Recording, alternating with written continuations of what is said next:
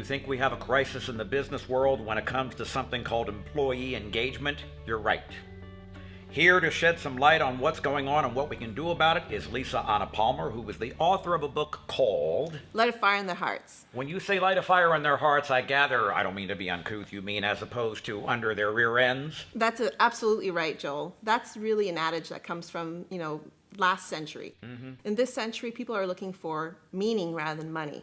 I have a feeling that meaning does take precedence over money, but you think that's a recent development? What I'm seeing, just based on my experience, and even in the way things have evolved in the last few years, is that we're moving quickly from the information age to the passion age. And leadership, as a body of knowledge, as a practice, has not caught up to that yet. It's starting to. There's little seeds being planted here and there. There's some people writing about this, like, for example, Steve Farber, even Deepak Chopra, who wrote The Soul of Leadership. However, it hasn't gone mainstream yet, and that's what we need to do.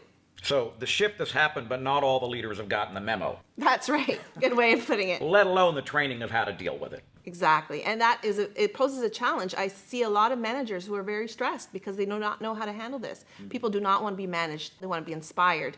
And inspiring people is not an easy thing to do. Now it's more about how do you help them connect with their purpose, and then how does that purpose connect to the vision of the organization? And that's what I'm here to do, is to help leaders really make that link. Statistically, is this like a huge problem? When you said crisis, I believe you were right. Okay. There's a Gallup poll from 2013 that shows that there are only 13% of the global workforce who are engaged in their jobs. Whoa. So do the math on that. 87% aren't. Exactly. Just how serious does this get?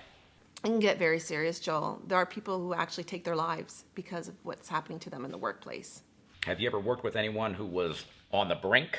Yes, I Who have. you were able to bring back? I've had hundreds of clients over the years, but there are a couple that have taken it to heart to the point where they were hopeless and they didn't see how they could get themselves out of the situations. They felt stuck in their jobs and they felt like they had no way out. People are getting really sick, and it can even lead to violence in the workplace. So they're not just calling in sick, they're actually getting sick. Absolutely. And I work with a lot of people who have gone through that, both leaders and individual contributors who have become sick because of the way that they were experiencing their workplace. Did you ever experience that level of burnout yourself? At 34 years old, Joel, I was barely able to walk because I was diagnosed with fibromyalgia. It took me a long time to get back from that. And from work stress, you think? The doctor would have suggested that a big part of that was related to work stress. I was working 12, 14-hour days. Nobody was noticing. So sometimes it's not just about not commanding and controlling and pushing people around. It's actually noticing what your employees are going through and caring about that and connecting with them at the human level. What would you tell leaders to do? I would tell them 3 things, okay? Be courageous, be compassionate, be competent. Compassionate to connect with your employees, be courageous in standing up for them and making sure that they feel like they're well supported, and then of course be competent as a leader and learn all the skills you need to do and go out there and maybe hire a coach. All right, so the crisis is real, but there is a cure, and that would be you. Thank you for being with us. Thank you, it's a pleasure.